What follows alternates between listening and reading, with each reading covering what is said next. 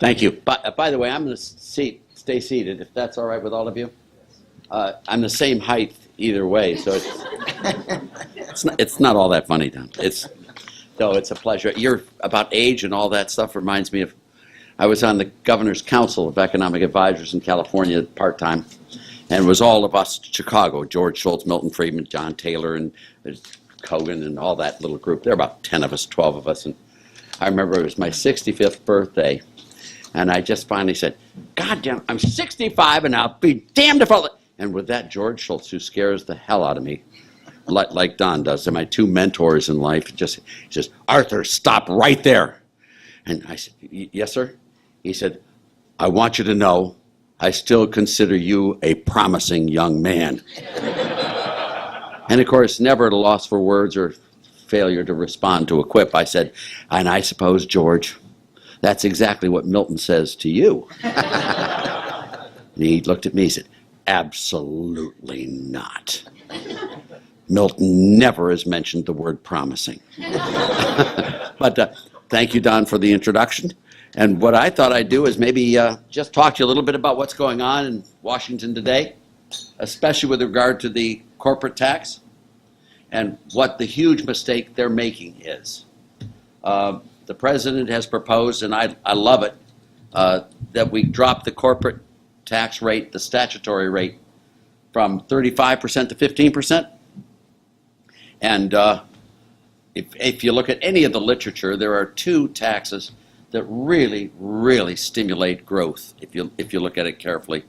The corporate tax is one of them, and the highest marginal income tax rate is the other. It's the exact right thing to do. But then you get these people out there, the CBO, Congressional Budget Office, the Tax Foundation, all of them say it's a huge revenue loser. Oh, while you will have a lot of economic growth, the revenue feedback will not be enough to offset that. There's this 10-year loss, and the 10-year loss is about $2 trillion, they estimate, across the board. And then you get Paul Ryan and all the people looking for pay-fors, offsets. You all follow me in the literature? You go, let me tell you what's wrong with all of that. They are correct when they say the reduction in the rate would lead to a lot of economic growth. It will.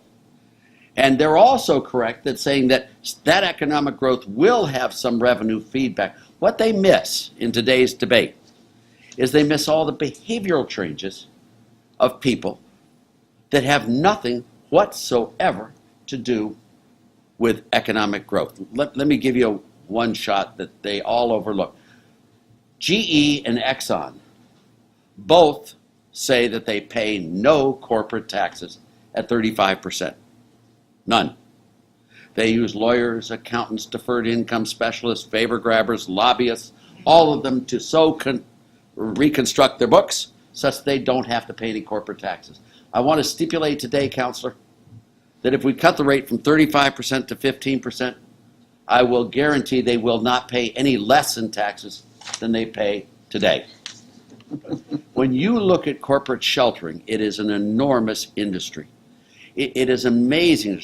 Almost all of the corporate taxes today are paid at the 35% rate.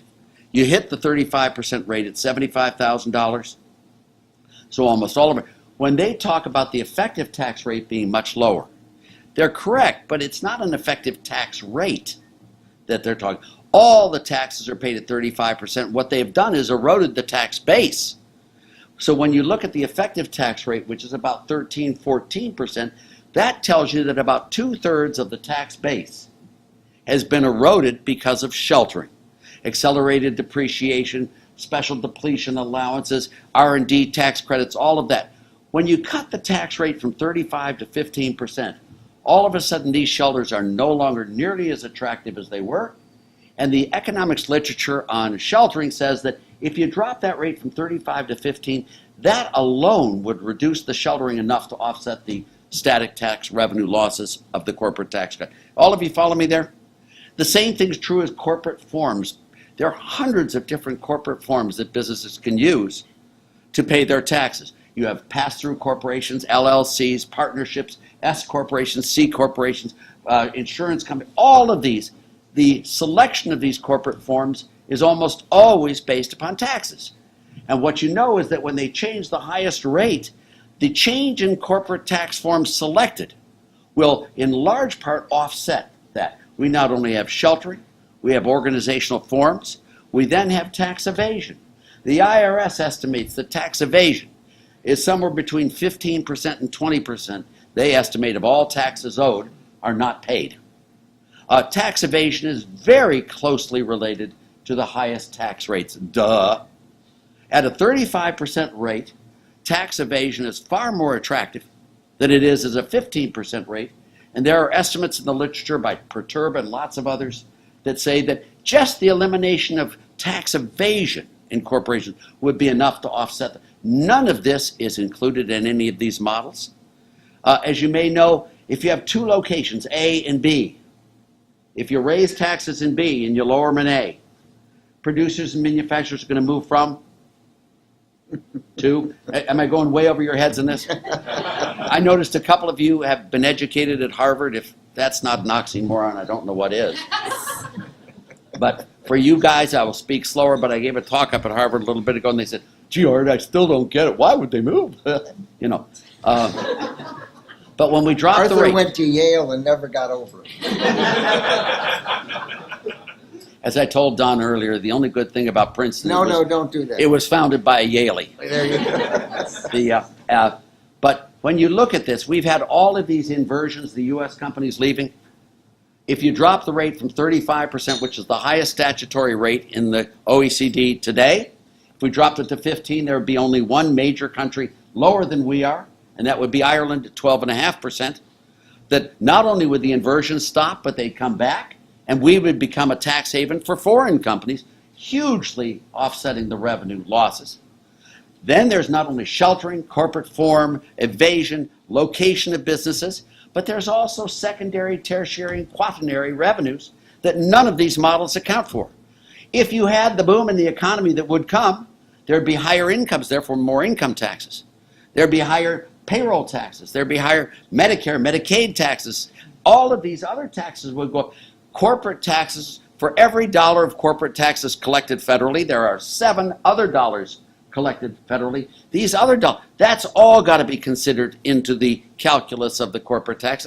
And lastly, you have the sheltering, you have the corporate form, you have evasion, you have location, you have the secondary, tertiary, and quaternary. You then have state and local governments. State and local governments' taxes are about 70% of federal taxes. If you cut the corporate tax and caused a boom, you would also raise state and local tax revenues dramatically.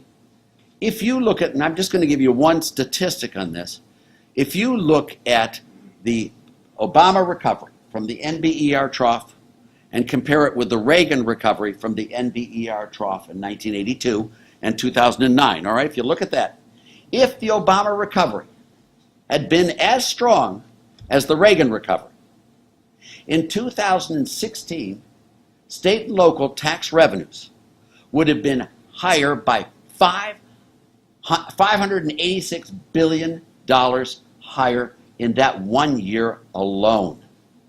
So when you look at these things, if you look at the models, so the big debate today going on, and I'm just telling you this one, is all of these models have the scoring models wrong. They don't look at the behavioral changes. In truth, if we cut the corporate tax, there would be a huge boom in revenues coming into the U.S. And Mnuchin is completely correct. And I just thought I'd start off with that one.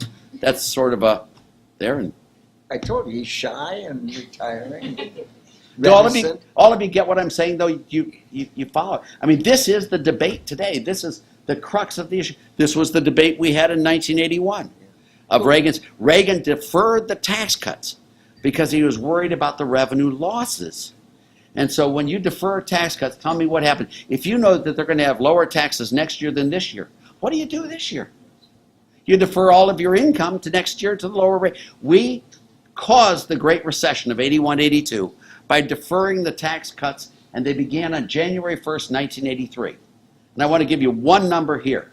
From January 1st, 1983 to June 30th, 1984, that's an 18-month period. You with me? 3 half-year periods, a year and a half. All right, you with me?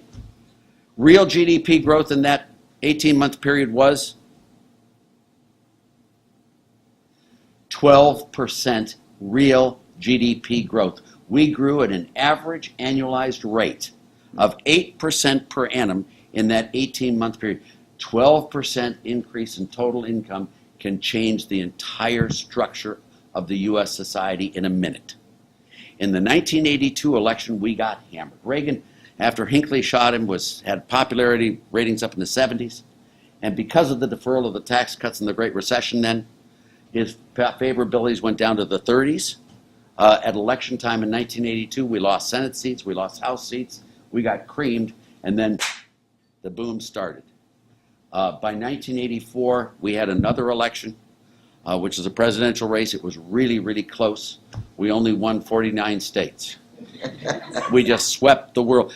You know, economics has consequences, and it really, really does. It has it in every part of the world. You use the word evasion, meaning illegal. Illegal, exactly. It's illegal. We don't have a lot of... What did you say it amounted to? Well, the IRS estimates that it's somewhere between 15 and 20% of all income taxes, corporate inclusive, are taxes that are not collected. In other words, they are owed, they're not collected, they are evasion. Now, you can see a lot of, Well, if they're so smart, why don't they collect it? Well, because they try their best to find these people, but what they audit like 1.5% of all tax returns. The corporate, I mean, these guys on the other side of the aisle, tax cheats, are very smart, and they find ways around it. And the numbers, I mean, James Perturba of the NBER estimates these evasions would more than offset the static revenue losses. I mean, what I would like to see us do is do the corporate tax rate reduction and then do a federal, state, and local tax amnesty program where all the cheats that have been caught up in the web. See, once you become a tax cheat, you can't get out of it, because then once you admit, you report your income, they go and nail you. If they have a tax amnesty program, let's say at a state or local level, there is a treaty between the federal government and the state governments to share all information. So that's by law. So therefore, if you admit to cheating, let's say the state amnesty program, they give the information to the federal government, and then they nail you for cheating at the federal level. So what you have to do is have a federal, state, and local tax amnesty program. The estimates are, and by the way, that's offer and compromise and all the other stuff that comes with it. But what they estimate is that if we had a 90-day tax amnesty program, federal, state, and local, we'd pick up about $600 billion in past taxes owed. I mean, here are the types of issues that are sitting on the table today. I mean, it's really fascinating stuff today. Interesting. Isn't it? You've advised a number of people, presidents, prime ministers. Do you want to make a comment about some of them? Just the coolest guy I ever advised was, he was chief of staff. Come on. President. I'm talking about Dick Cheney. Yeah. You know, the one thing that gives you humility in life, and it's a scarce quantity, but my dear friend and classmate, who was Don's deputy for years, when Don went over to be SecDef from being chief of staff, he'd 75. 75. His deputy, Dick Cheney, who was in my class at Yale, became chief of staff of the President of the United States. And I said at 34 years old, and Dick was quick to correct me, he said, no, 33. But I mean, that is pretty amazing. Yeah. I mean, it really is amazing. When you look at I was just with Mnuchin the other day, spent hour and a half with him or so, and I was going down all the secretaries of treasuries that I've been involved with. It's sort of cool. It's sort of fun. And you end up with all sorts of... What about Mrs. Thatcher? She was spectacular. She used to come out and stay at our house, she and Sir Dennis, and it was just... She's the most wonderful person you've ever met. I used to have dinner with her at her little place, Chester Square, and there in one little fun one, she offered me a gin and tonic, and I said yes before we had the dinner. I did not finish that gin and tonic. It finished me. And she was perfectly fine, and I was... What secretaries of Treasury did you work for? Well, the one I worked with most was, of course, George Shultz. Worked with him very closely, but John Connolly. I worked with, whatchamacallit, I knew Bill Miller a little bit. there. Bill Simon I worked with very, very closely. Let's see, who came after? That was Bill Simon after that. John Connolly, I worked really closely with John Connolly. Funniest man you'll ever, we were just telling Connolly stories beforehand. He was the greatest guy you've ever seen, now Mnuchin. You never were Secretary of Treasury. You were everything else. I mean, here's a guy, Secretary of Defense twice? Come on. I mean, I used to go, it wasn't I who did this, but someone, I was there, someone, all of a sudden there's this break into Don's office, we're sitting there, someone had a cell phone that was on. Do you remember? You probably had that all the time, but it was not my cell phone. But I assumed it was you. Oh, yes, you did. Oh, yes, you did. And I asked him one time, why don't, I would love to come on a trip with you. And he said, I'm never going to reach that far down in the duffel bag.